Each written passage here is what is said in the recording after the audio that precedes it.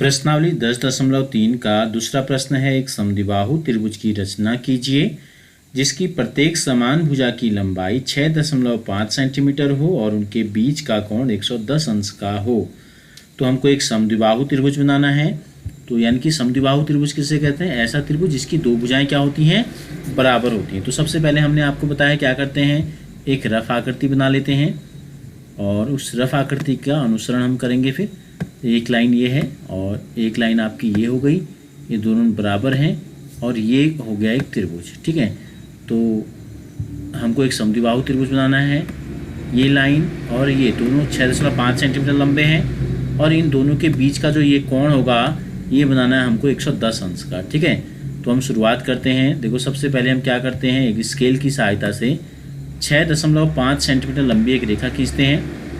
ये 0 से ऐसे स्टार्ट करते हैं, यहाँ से कहाँ तक जाते हैं 6 और 6 के बाद 5वीं बड़ी लाइन जो ये है इस प्रकार की। फिर हमें क्या करना है, इन दोनों का हमें नामकरण कर देते हैं। एक पॉइंट को हम ले, एक शीर्ष को इसके एक बिंदु जो है इसको हमने ले लिया A और दूसरे को हम ले लेते हैं B। फिर ऊपर देखिए जो रफ आकृति हमने बनाई है, यानी कि बिंदु B पर हमको एक कोण बनाना है। कितने का? यहाँ पे 110 अंश का कोण हमको बनाना है। तो इस चांदक की मदद हम लेते हैं और देखिए ये क्या करते हैं, ये जो पॉइंट हमको दिखाई दे रहा है इसको कहाँ पे मिलाना है? B पे हमको मिलाना है। तो इसको इस प्रकार से ले आए और B पे हमने रख दिया। देखो B से A की तरफ जाने वाली लाइन में 0 कहाँ है? देखो हर क्या होते हैं, चांदा में 2 पैमाने होते हैं, एक अंदर की तरफ है एक बाहर की तरफ है।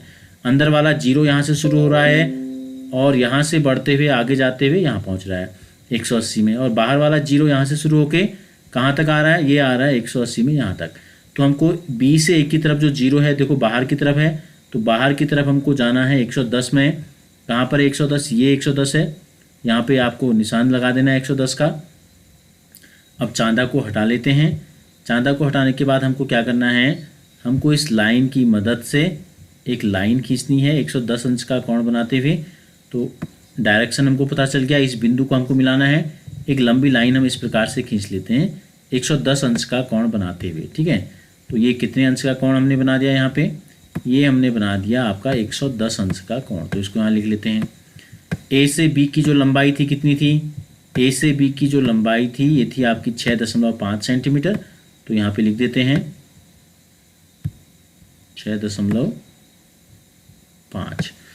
अब हमको ये समद्विबाहु त्रिभुज है, यहाँ हमने देखो रफ में क्या कर रखा है, दोनों में बराबर के चिन्ह बना रखे हैं। तो अब हम प्रकार की मदद लेते हैं। ठीक है, प्रकार की मदद हम लेते हैं, ये B पर रखते हैं और इस वाले को हम ले लेते हैं, रख लेते हैं A पर। ये दूरी देखो, तो A और B के बीच की दूरी है, ये हमने लॉक लगाई है, इसमें लॉक लग गया ऑटोमेटिक, ये लॉक लगा दिया, ये हिलेगा नहीं। अब हमको क्या करना है, इस पेंसिल के नोक को ले जाना है ऊपर इस लाइन पे, यहाँ पे, और यहाँ पर 6.5 सेंटीमीटर की दूरी यहाँ पर होगी। तो यहाँ पर हमको एक चाप लगा देना है इस प्रकार से। अब हम प्रकार को हटा देते हैं। अब हमको पता चल गया कि ये बिंदु 6.5 कहाँ पे हो रहा है, यहाँ पर हम ले लेते हैं बिंदु C, हम यहाँ पर ले लेते हैं। तो अब हमको पता चल गया, A पता चल गया, B पता चल गया, B से C के बीच की दूरी कितनी है? 6.5 सेंटीमीटर है। तो ये हम यहाँ नोट कर लेते हैं 6.5 सेंटीमीटर। अब हमको A से C को मिलाना है। तो ये A है, A से हम शुरुआत करते हैं, C को मिला देंगे। तो ये बन गया हमारा त्रिभुज। कैसा त्रिभुज? समद्विबाहु त्रिभुज, जिसकी दो भुजाएं कितनी है? देखो ये 6.5 का है और ये भी 6.5 सेंटीमीटर लंबा है और बीच का कोण कितने का है? 110 अंश का कोण हो गया। तो यही त्रिभुज हमको बनाना था। अब आपको रचना के चरण लिखने, जैसे जैसे हमने बनाया वैसे वैसे हम रचना के चरण लिख देते हैं। तो नंबर 1 में हम लिखते हैं, AB 6.5 सेंटीमीटर लंबी एक रेखा खींची,